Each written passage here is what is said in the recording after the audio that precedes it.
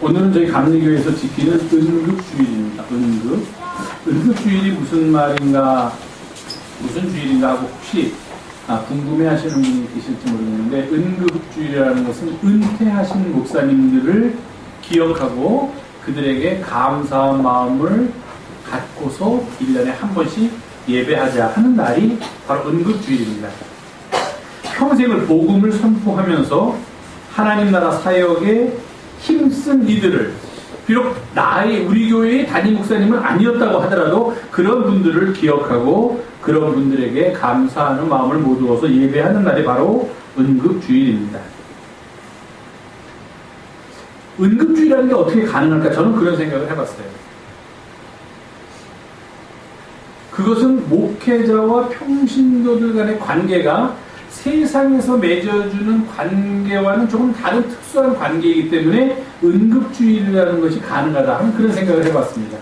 무슨 이야기냐면은 세상의 관계는 이해관계가 이익과 손해의 관계로서 양자의 관계가 맺어지는 경우가 아주 많이 있는 것 같습니다. 그러니까 이익이 되면 저 사람과 관계를 맺고 이익이 되지 않으면 저 사람과의 관계가 끊어져도 별로 개의치 않는 게 우리들이 살아가는 삶의 모습이라면, 목회자와 평신도의 관계는 그런 이해관계에 의해서 맺어지는 관계가 아니라 신뢰와 존중이라는 그런 특별한 마음으로서 맺어지는 관계가 목회자와 평신도와의 관계이기 때문에 마치 스승과 제자와의 관계인 것처럼, 스승과 제자와의 관계는 어떤 이해관계로 맺어지는 관계는 아니라고 생각을 합니다. 그래서 선생님을 내가 지금 나를 가르칠 때도 내가 고마워하고 감사해야 하지만 세월이 흐른 다음에 가르치지 않더라도 옛날 나를 가르쳤던 선생님들을 고마워하고 기억하고 때로는 그들을 찾아뵙는 그런 일들을 우리가 하게 된다면 그것이야말로 이 양자의 관계가 이해의 관계가 아닌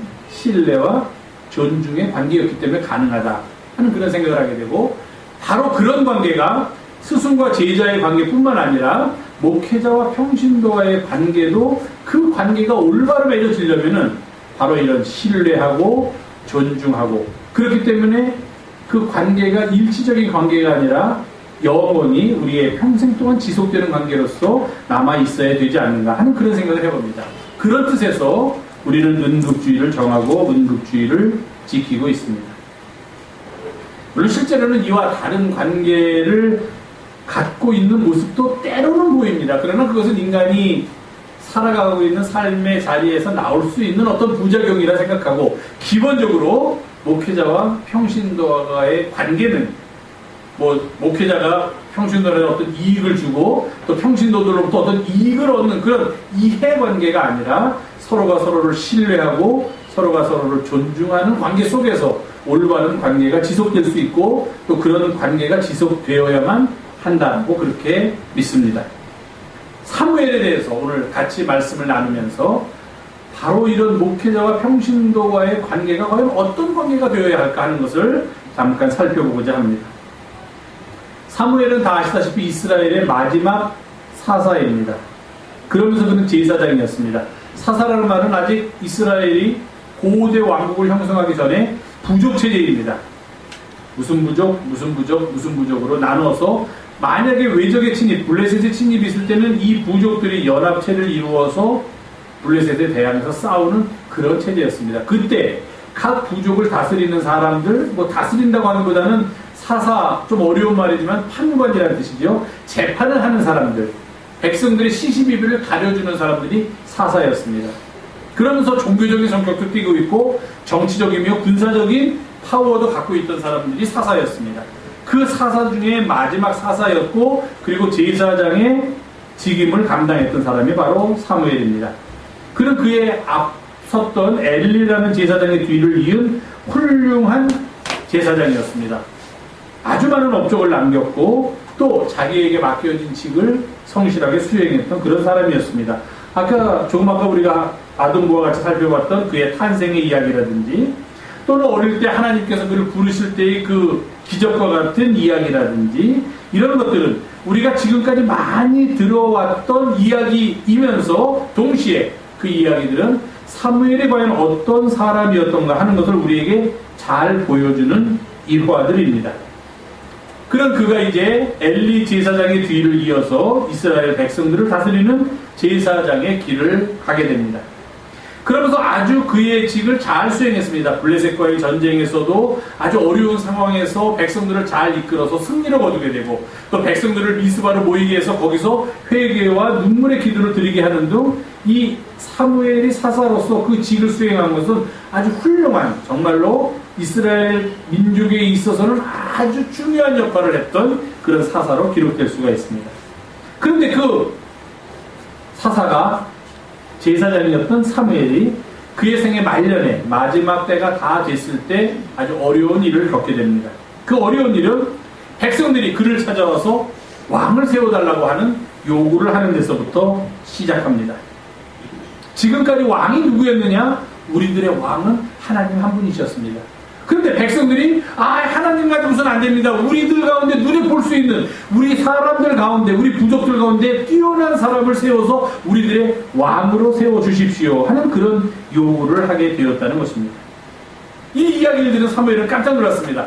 아니, 하나님만이 우리의 왕이신데 어떻게 하나님이 아닌 또 다른 사람으로서 왕을 세워달란 말인가? 그래서 있을 수도 없는 일이다, 그렇게 생각을 했습니다. 근데 그 당시 중동의 근황을 보면은 왜 이스라엘 백성들이 왕을 세워달라고 했는지 충분히 이해할 수 있습니다.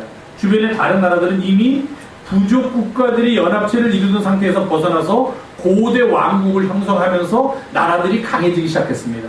그런데 이스라엘은 아직도 하나의 나라를 이루지 못하고 지파들이 나누어가지고서 살아가는 형편이었고, 전쟁이 나도 이 지파가 서로 연합하다 보면은 한 나라로서 쳐들어오는 외적보다는 훨씬 더 힘이 약했던 것입니다. 그러니까 다 주변에 있는 다른 부족 국가들이 고대 왕국으로 발전해가는 과정에서 아마도 역사학자들의 눈에 보면은 이스라엘 백성들이 왕을 세워달라는 요구는 그들이 이제 고대 왕국으로 자신들의 힘을 키워나가는 과정이고 아주 당연한 요구였다, 그렇게 볼 수도 있을 것입니다. 그러나 성서가 보기에는 왕은 하나님 한 분인데, 이스라엘 민족의 왕은 하나님 한 분인데 또 왕을 세워달라고 하니 이것은 하나님의 직을 맡았던 제사장, 마지막 사사였던 사무엘에게 있어서는 결코 받아들일 수 없는, 받아들이기 어려웠던 그런 요구였습니다. 그런데 만약에 이것을 역사학자들이 다시 본다면 또 이렇게 볼 수도 있습니다. 이제 성경을 좀 인문학을 우리가 받아들여서 본다면, 단순히 하나님의 왕이신데 너희들이 어떻게 왕을 세워달라고 하느냐 하는 것도 표면적인 이유이기는 하지만, 이제 제사장이 모든 군사적이고 정치적인 권한을 다 가지고 있었는데 그 권한을 나누자는 겁니다. 백성들의 요구는 당신은 제사만 드리세요. 우리들의 군사적인 지도자는 당신 말고 전쟁을 다루는 다른 사람을 좀 세워서 우리들의 왕으로 세우겠습니다 하는 그런 요구입니다. 그러니까 사무엘의 입장에서 보면은 제사장의 권한이 굉장히 축소될 수 있는 위기의 상황이었다 하는 겁니다.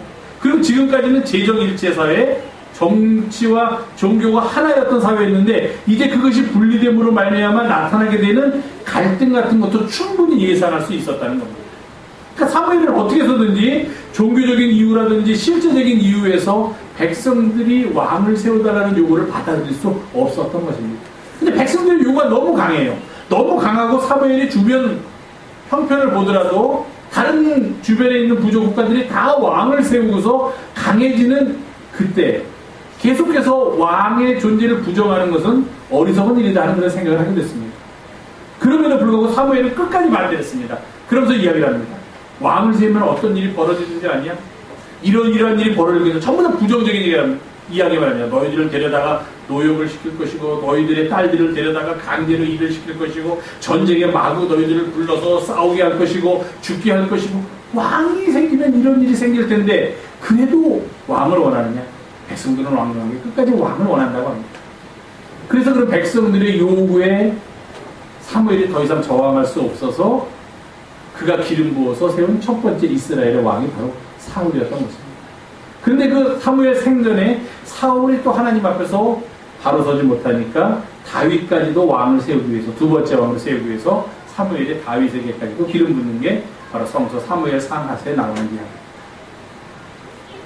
오늘 본문은 이 사무엘이 그렇게 왕을 세워달라는 백성들의 요구, 거의 사무엘의 말년에 일어났던 일입니다. 그 백성들의 요구에 할 수 없이 왕을 세워주면서 이제 백성들에게 마지막 설득을 하는 그런 고별사와 같은 성격을 띤 설교 비슷한 그의 연설입니다.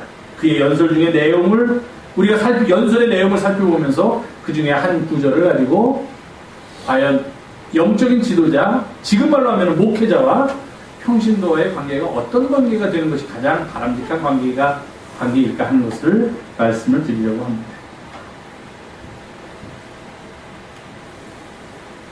오늘의 본문은 이렇게 왕을 옹립하는 과정에서 백성들과 사무엘의 갈등을 우리들에게 보여주고 있습니다. 그러면서 사무엘이 그 백성들이 왕을 세워달라는 요구에 대한 자신의 심정을 잘 이야기하고 있습니다. 사무엘은 이렇게 얘기합니다. 내가 제사장으로 있으면서 너희들에게 부당한 것을 요구한 일이 있느냐? 너희들의 것을 빼앗은 일이 있느냐? 너희들의 것을 강제로 내가 찬탈한 일이 있느냐? 아니면 너희들을 억압한 적이 있느냐? 그런 일은 한 번도 없지 않았느냐라고 항변합니다. 그런데도 불구하고 왜 이렇게 제사장이 너희들을 잘 다스리는데도 불구하고 왜 너희들은 자꾸만 왕을 세워달라고 요구하느냐? 하고 사무엘은 다시 한번 백성들을 설득하려고 합니다. 그러면서 지난 세월 동안 자신이 백성들의 제사장으로서 해왔던 일들을 이야기합니다. 압권적인 설교입니다. 사무엘은 내가 너희들을 위해서 밥을 몇 끼를 사줬고 너희들에게 무엇을 해줬고 뭘 해줬고 뭘 이런 얘기 한마디도 하지 않습니다. 사무엘은 딱 한마디를 합니다. 나는 지금까지 하나님께서 맡겨주신 나의 이 직임을 감당하는 동안에 너희들을 위해서 기도하기를 쉬는 죄를 한 번도 범하지 않았다. 그렇게 얘기합니다. 그리고 너희들을 선하고 의로운 길로 가도록 가르치는 일에 내 평생을 바쳐왔노라. 그렇게 자신의 일생을 회고하면서 백성들에게 자신이 한 일을 이야기합니다.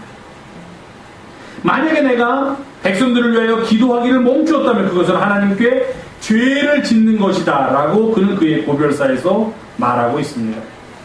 사무엘은 백성을 위하여 하나님께 기도하는 일이야말로 자신이 맡은 가장 큰 사명이라고 생각하였고 그의 평생에 그 일을 쉬지 않았습니다.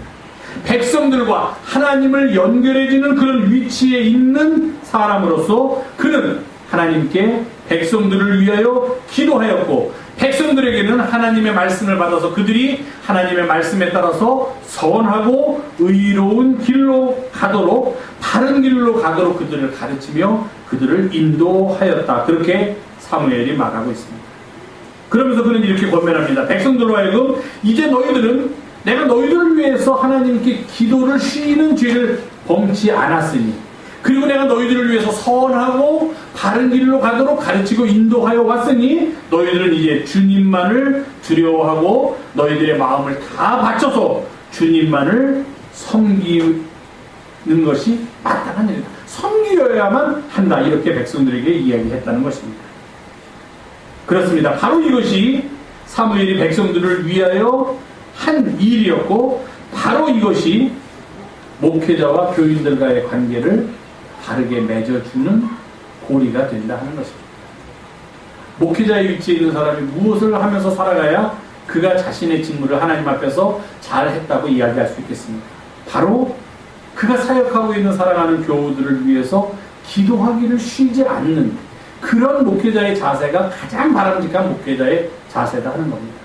그리고 그와 함께 신앙의 공동체에 들어온 이들로 하여금 그들의 삶이 날마다 선하고 의로운 길을 가도록 그들을 가르치고 때에 따라서는 그들을 그 길로 인도하는 역할을 하는 것이야말로 목회자가 해야 될 가장 바람직하고 가장 올바른 하나님 앞에서 서는 삶의 모습이다 하는 것을 여기서 사무엘은 우리들에게 보여주고 있습니다.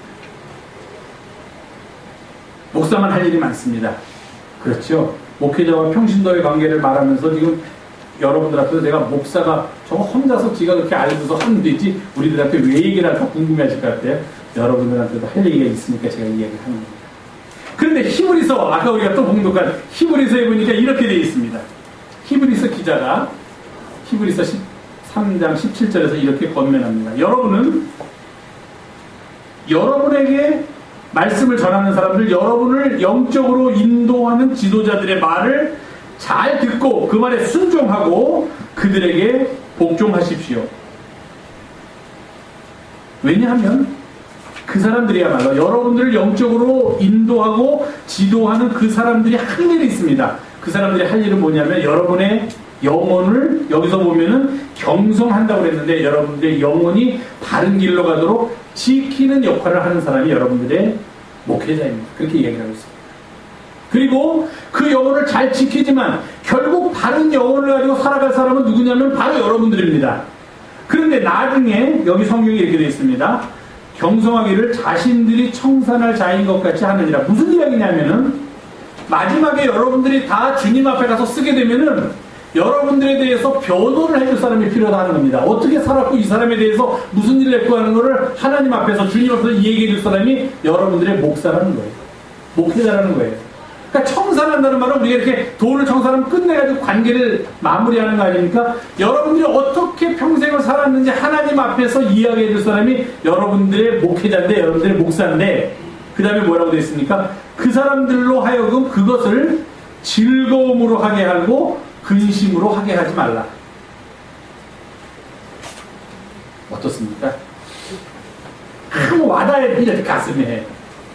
쉽게 설명하면 뭐 다 아시겠지만 쉽게 설명하면 나중에 여러분들의 목사가 주님 앞에 가서 다음에 누구 섰습니다. 그럼 이제 우리가 마치 재판장이 변호한테 자, 저 사람에 대해서 좀 이야기 좀 해보십시오 하고 주님이 목사한테 물어봤는데 주님이 아이고 저 사람은 할 얘기 너무 많습니다. 지금 오늘 밤새도 못합니다 하면서 막 그냥 그 사람의 생애 얼마나 하나님을 사랑하고 그의 영혼이 맑았고 그가 얼마나 진실된 삶을 살았고 그가 얼마나 정의롭게 살았는지를 막 이야기하면 얼마나 이야기하는 사람이 어떻겠습니까? 마음이 너무 즐거워요. 이건 하고 싶은 일이야. 근데 그 사람 끝난 다음에 아무리 하고 왔는데 큰일 났어. 저 사람한테 좋게 얘기해서 좀 주님 앞에 칭찬을 받도록 해야 되는데 할 얘기가 없는 거예요. 이 목사가 같이 신앙생활을 해온 사람인데 저 사람에 대해서 할 얘기가 없고 할 얘기는 그저 부정적인 얘기야. 아이고 저 꼴 보기 싫은 거 그때 그렇게 못된 짓만 하고 말도 안 듣고 교회는 건성으로 들락날락이나 하고 그냥 이런 마음만 들면은 내가 그 일을 할 때 그렇게 주님한테 못하죠. 또 이게 같이 신앙생활 했으니까 마음이 찔리니까. 그래서 좋게 말하고 싶은데 좋게 말하면 거짓말이 되는 거예요.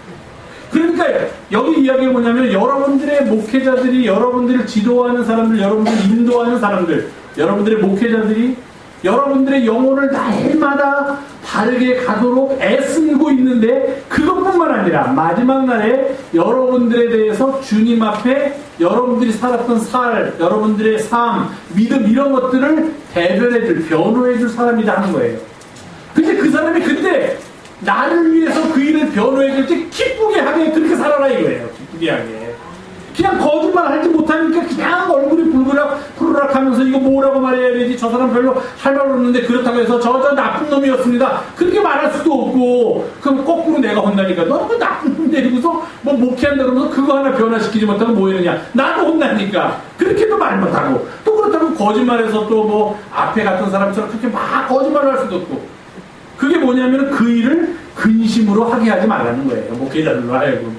즐거움으로 하게 하라 이거예요. 나에 대해서 주님 앞에 나를 주님 앞에 소개할 때 나를 소개하는 나의 목사님이 그걸 즐겁게 하도록 살아라 하는 거예요. 이 땅에서. 그게 목회자와 평신도의 가장 좋은 관계입니다. 그렇지 않으면 너희에게 유익이 없으리라 그렇습니다. 이렇게 주일날 연휴 동안 쉰 것 같은데 쉬지도 않고 오늘 하루도 쉬고 싶은데 좀 뭔가 이렇게 아직도 이렇게 깨어나지 않은 몸을 가지고서 또 교회를 나와야 되는 거예요.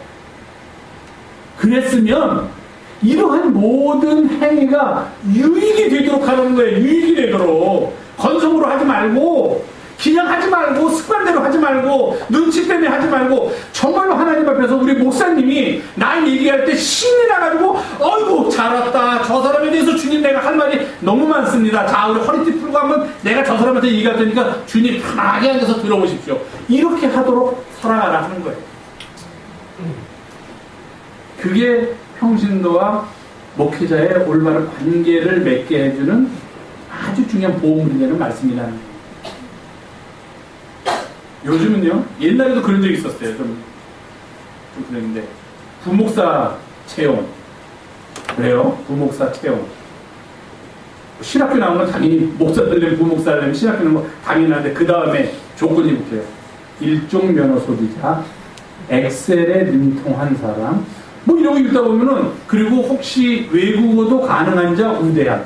이거 무슨 뭐 영업사원 뽑는 것도 아닌데, 목사를 뽑는데 무슨 운전시키려고 목사를 뽑는 거지. 물론 목사가 와서 일종면허 가지고 아이들 데리고 어디 갈 때 운전해주면 편하죠. 따로 운전사 쓰려면 교회 예산도 없고 힘드니까.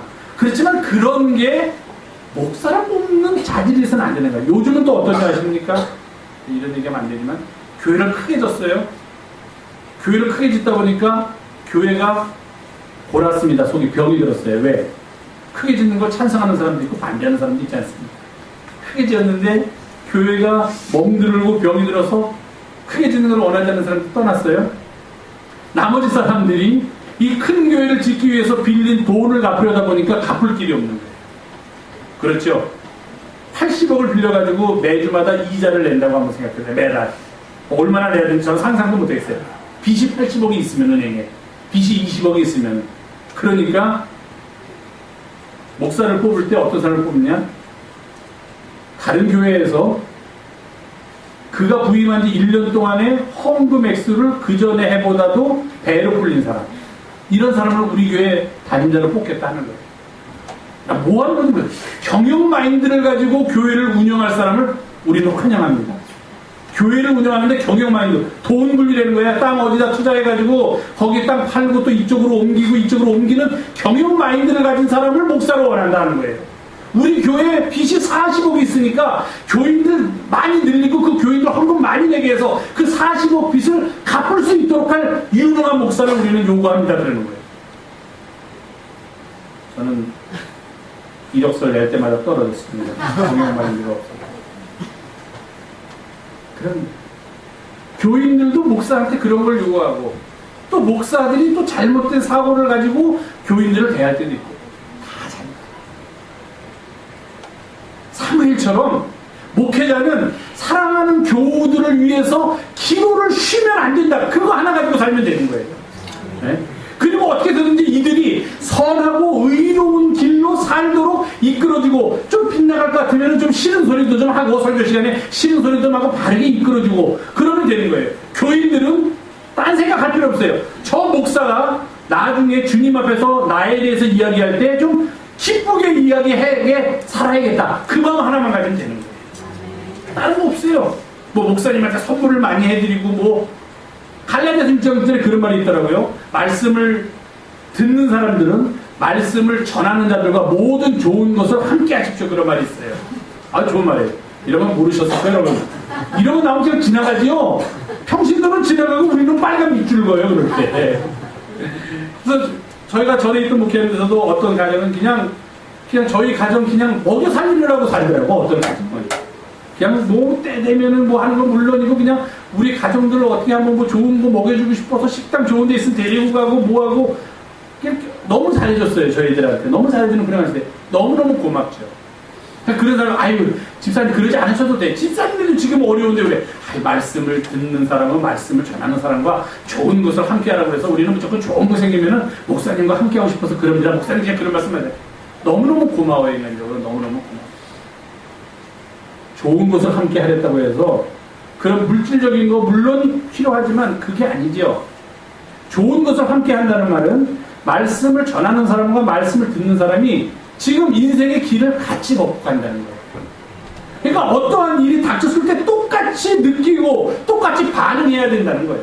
서로 우리 한자로 동고 동작하면서 가라는 거예요. 그게 좋은 것을 같이 하라는 거예요. 이런 거 좋은 거 같이 하고 싶으면요, 큰 교회 가야 돼요. 장로님 짜인 교회. 그럼 장로님이 벤츠 타고 다니면 목사하고 좋은 거 같이 해야죠. 장로님. 그럼 벤츠 사줄 거예요. 어? 우리 큰 아파트에서 살고 있으면은, 말씀을 듣는 자는 말씀을 전하는 자와 좋은 것을 같이 하셔야 되지 않겠습니까? 그게 아니죠. 그럼 뭐 물질적인 거 갖다가 목사 주려는 거 아니, 그러면은 안 돼요. 그건 잘못된 거예요. 우리는 함께 신앙의 길을 걷는 사람이다 하는 그런 공동체의 마음을 가져요. 그러면 좋은 거 제일 가까이 할 수 있는 사람, 좋은 것을 제일 나눌 수 있는 사람이 누구예요? 누구예요? 가족이에요. 우리 집에 좋은 일이 있어도 이거 남한테 얘기하고 싶어 남 얘기하면 아이고 교만하고 잘난 체 이건 좋은 반응이 돌아오는 게 아니라 좋은 일을 나눠주려고 좀 알려주면 좋은 반응이 오는 게 아니라 시기와 질투가 와요. 거꾸로 사람들은. 그런데 누구만 좋아해주냐? 가족들한테는 얘기해주면 진짜로 좋아해줘요. 가족들한테는 아니 우리 아들이 잘 됐어 하는데 아버지가 그 얘기 요번에 걔가 잘 됐대 그러면 엄마가 있다 아이고 그 자식은 그래도 또 잘 됐어 뭐 잘난 체 하네 또 자기 아들이면 잘난 체 이러는 집안이 세상에 어떻게 했어요. 가족만 모든 것을 용납해 주는 거야. 슬퍼하면은 이 자본주의 나쁜 사회인데 슬퍼하면은 겉으로는 위로하는 척하면서 속으로는 나는 그 슬픔을 안 당한 것을 안도하는 게 사람들이 사는 거예요. 근데 누구만 진짜 슬퍼해줘요? 가족만 진짜 같이 슬퍼해줘. 슬퍼하면 좋은 일은 가족만 좋아해주고 모든 좋은 것을 말씀을 듣는 자와 말씀을 받는 자가 같이 하는 말은 바로 이렇게 인생의 길을 너희들은 함께 가는 사람이다. 이 생각 가지고 한 공동체를 이루면서 신앙생활을 해라 하는 거예요. 시간이 많이 갔으니까 그만하겠습니다. 목회자들은 늘 교우들을 위해서 기도하는 사람이 되어야 한다는 거예요.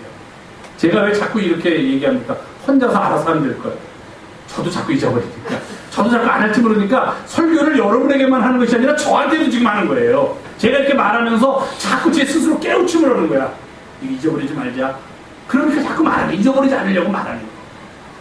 교우들을 위해서 늘 기도하고 그들의 영성이 깨어있도록 그들의 영성이 항상 맑은 상태를 유지하도록 말씀을 선포하고 그들의 삶이 늘 선하고 바른 길, 의로운 길로 가도록 이끌어주는 사람이 목회자고 목회자가 할 일이라면 또 교우들은 이러한 목회자의 노력이 헛되지 않도록 늘 주님만을 두려워하고 온 마음을 바쳐서 진실하게 주님만을 섬기면서 그래서 마지막 때에 나와 함께 신앙의 길을 걸었던 목회자가 나를 주님 앞에 소개할 때 기쁜 마음으로 즐거운 마음으로 아주 많은 내용으로 주님 앞에 소개할 수 있게 해주기 위해서 그 길을 걸어가는 것. 그게 가장 아름다운 믿음의 사람들의 사는 모습이라는 거예요. 우리 교회 안에서 이런 아름다운 공동체의 모습이 나타나서 우리 모두가 함께 기쁨으로 주님을 향해 걷는 길을 함께 걸어나가게 되기를 간절히 주님의 이름으로 부탁을 드립니다. 기도하겠습니다. 거룩하신 주님, 주님 앞에서 어떻게 서는 건지 바로 서는 것인가 하는 것을 늘 기도하며 깨우치게 하시고 늘 그 길에서 벗어나지 않는 삶을 살도록 인도하여 주시옵소서. 우리 구주 예수님의 이름으로 기도하옵나이다. 아멘.